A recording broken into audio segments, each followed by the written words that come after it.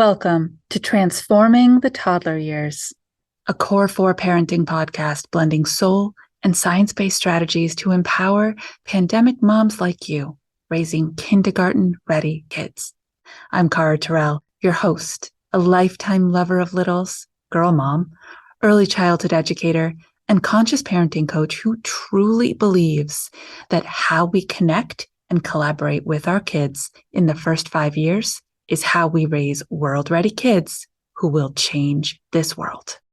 Welcome back to the Transforming the Toddler Years podcast. Today, we are kicking off our holiday episode series because the holiday season is here. And man, is it a season?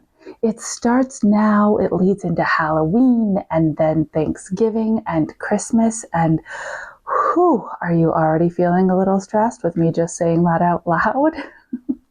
So the idea of this series is that we are going to provide some perspective, some calm, and of course, some tangible tips that you can use to help yourself and your children navigate the season a little bit better and find the true magic and the true joy in it. So today, I'm talking about Halloween. Wow. What a holiday to kick off this season, because ultimately it's a sensory holiday and you're raising kids who are all senses. And I'm going to dig deep into this, but first I want to tell you a story. I haven't told you a story in a while, and I'm excited to tell you this one. So when my kids were little, right up the road from us, because we live in southern Vermont, so it's pretty awesome, right? We get the foliage, it's all great. Right up the road from us is this bed and breakfast. I'm going to shout them out in case you ever come this way. You must stay there. Golden Stage Inn, bed and breakfast. Ooh, ooh. Mike and Julie, best innkeepers on the planet. They turned their entire bed and breakfast into a haunted house. The whole thing, all the levels, all the rooms. What work it was. And it was downright terrifying. The whole neighborhood, people would drive here just to go to it because it was kind of legendary. And so, not surprisingly, my kids were like, are we going to the inns, to the bed and breakfast's haunted house? Okay, here's something you need to know about me. I'm a super duper scaredy cat. I don't like pranks. I don't like scary movies. I don't enjoy it. Being shocked that way is not the way that my body enjoys that input. And so I didn't know what to do because these were my good friends. I know them really well. And I know the effort they put in, and I know it's not real, right? I have the perspective. Here's what I know. Everybody that has a mask on has an actual face behind the mask. Every sound that's being pumped in is just a sound. It's not actually a scary thing coming to get me. Every light that's being put in a strobe light, it's just light refracting off the walls. I know these things in my cognitive brain, but my sensory experience just will not allow me to make sense of it while I'm in there. I get so scared. So my kids are saying, are we going? Are we going? And I, of course, had to say yes for two reasons. One, our kids deserve the opportunity to try new things and experience it for themselves and make their own decision about whether or not it feels comfortable, fun, and safe to them. For some people, horror movies and super scary hay rides and haunted mansions are fun and safe for them. They love it. So it was not my intention to rob my children of the experience of trying it for themselves. However, I had to survive it too. And I didn't know how I was going to do that. So I called up my good friends. I was like, Mike, Julie, we got a problem. The girls want to come. I'll lose my head. I don't know what to do. And they said, they're brilliant. Come after we've set it all up, come in the daylight. Walk the entire thing and we'll walk it with you. And we'll explain to you who's going to pop out of where, who's going to be holding what sound is going to go off there, what light is going to blaze over here. Take a walk through. so that when you bring the girls, you will be better prepared to make it all the way through with them. Wow. Did that help? Right? The knowledge that I had calmed me enough.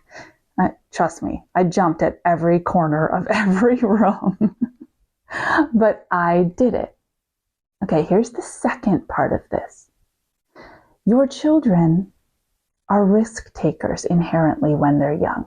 They don't know what they don't know, especially your toddlers, especially your preschoolers. Yes, I want to try that.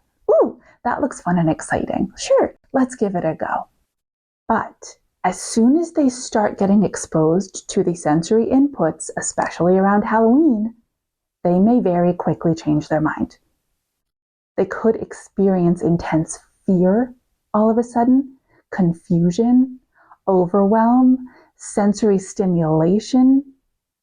And let's remember, we're talking about some COVID babies here who are 2, 3, 4 years old. They may already have a heightened level of social anxiety and not be prepared to navigate this too. Now, I'm not saying you're taking them to the haunted house. What I am saying is that this is not one night anymore. October 31st, you go out after dinner, you hit a few houses, you come home. This has become a season where trunk or treats happen a week or 2 sometimes before Halloween, where they encourage your kids to dress up and wear their costume to school. You don't know what the other kids' costumes are going to look like. You can't control that. Where, yes, Halloween itself happens. So they're going to be part of this season for a little while. So what's really important is that you start the conversation now by forecasting for them, giving them that walkthrough, giving them that information like my good friends Mike and Julie did for me. For your kids, it's going to sound a lot like this. Did you know that Halloween is meant to be fun, but it can also be kind of scary? You might see people dressed up in costumes that scare you a little. The mask comes off. Show them. Don't get a scary one. Just get a regular mask that goes along with regular kid costumes and put it on. Say, look at this. Now I look like a Ninja Turtle. Take it down. But it's still me. It's me behind the Ninja Turtle mask. Am I really a Ninja Turtle? No, I'm still your mom. I'm still your dad. Role play with them. Act it out. Ask them, what do you think the best part of Halloween will be? What are you excited about? Get them in the conversation. Then, this is super important. Make sure that you hold space for them to have emotions and change their mind by setting a signal and an if-then plan. Okay, we're going to trunk or treat. I'm really excited to see all the different decorations and all the different costumes. If you get scared, or if you have a feeling that just doesn't feel good to you, and you're ready to go, then I want you to walk up to me, grab my hand, and squeeze it really tight. Let's practice. Let's practice right now. Show me how tightly you can squeeze my hand. I'll check in with you as we go from trunk to trunk to trunk. I'll see how you're doing. But if you get overwhelmed, I want you to come directly to me, squeeze my hand as tight as you can, and I'll know that you need a break. Maybe we leave, maybe we just take a break. But I'm there to keep you safe. And that means how you feel too. That's so important. Do this before trunk or treat. Do this before Halloween. Do this before a party that you're headed to. This is a great strategy that you can use for any child that has social anxiety, by the way. It doesn't have to be Halloween specific. But I'm just applying it here because it's a great opportunity for you to do that. And you can actually take it the other way too, because normalizing your humanness, normalizing your feelings really matters to your children. They want to see that you are as moved by things as they are. So tell them, if I start to feel worried or scared or a little bit overwhelmed, is it okay if I hold your hand? Would it be okay if I squeeze your hand a little bit and you can help me feel better? Maybe you've got a brave kid. Or maybe you've got one of those kids who's just ready to take it on and run directly into the haunted mirrors. Ooh, if you do, I'm with you and I'm with you. Deep breath. But ask them, is it okay if I'm having feelings, if I come to you for some support as well? And what does this do? It anchors that relationship that you've been working on, that you build every single time you ask them to be part of the experience with you too. They can trust you. They know they can come to you.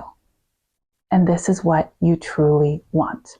I haven't even talked about the sugar. And perhaps I should just give it a little bit of a hit right now because it's real. The sugar consumption, the sugar opportunities, the strangers who are just basically throwing sugar at your children, it's real. It's going to happen. Again, this is something you need to decide ahead of time with your partner. What will we allow? What won't we allow for strangers in public to give our kids? If we want control of this, how are we going to set this up in such a way that we can collaborate with our child to make this outcome what we want? What I used to do is say to the girls, there will be a lot of candy. People will be putting it in your bucket. People will be handing it directly to you. We need you to put it all in your bucket, all of it. Do not eat any candy that's given to you in that moment. I'll help you remember. I'll be there with you. Let's see how full it is when you get home. We're going to dump it out on the floor and we'll do some sorting. Now, of course, I'm a teacher, so any opportunity to do sorting by color or logo or shape, I'm all over it. And you could be too, because it's super big fun. We'll do some sorting. After we get home and sort our candy, your candy, they have a lot of identity around it, you can choose 2 pieces to eat right then and there. Any 2 you want, any size you want. In that space, I'm giving them ownership, choice, permission, and autonomy. That's part of the respect-building relationship. Then we will put the rest of the candy away, and here's where you can take ownership, right? Every day you can choose 2 pieces. Or then oh my gosh, what is the name of that? The Charlie Brown pumpkin. Oh, I wish I could remember. He comes, right? And he takes all the candy that night. The candy fairy. I don't actually remember what he's called. The Great Pumpkin, right? He's out there waiting for the Great Pumpkin, Charlie Brown is. Maybe you just want it all to disappear. And so you choose that route. Maybe you decide that the next day your children get to hold back a, quote, reasonable amount to eat over the next week or 2, and the rest of it gets donated. That you get to decide, but do it with intention and prep your kids ahead of time so they know what's coming. Because if you open the Pandora's candy box, trust me, if you do that without any rules, regulations, projected guidelines, it's like crack cocaine. They're just going to go and go and go and go. And then their behavior will go so completely out of control that you're completely struggling too. One more thing from a teacher's perspective, and I don't know if this is true this year. I should have looked it up. If Halloween falls the night before a school day, please please, please don't allow your children to overindulge, because that daycare provider, that preschool teacher, or those kindergarten and first grade teachers are going to thank you. All right, you amazing, conscious, collaborative parents out there tackling the holidays. I hope this is going to get you excited and ready to actually have some fun with your kids, because you're putting boundaries in place that make you both feel safe enough to have a good time. Until our next episode, stay mindful and proactive as we transform the toddler years. Hey, Mama, you know that it takes a village to raise a child, but did you know you can choose your village? That's why I've created a virtual village for you with all kinds of like-minded mamas. They're conscious, they're collaborative, they're intentional. Their goal is to raise really good human beings who will grow up to add value to this world. Join us today in our free private community on Facebook. Use the link in the show notes and let's transform the toddler years together.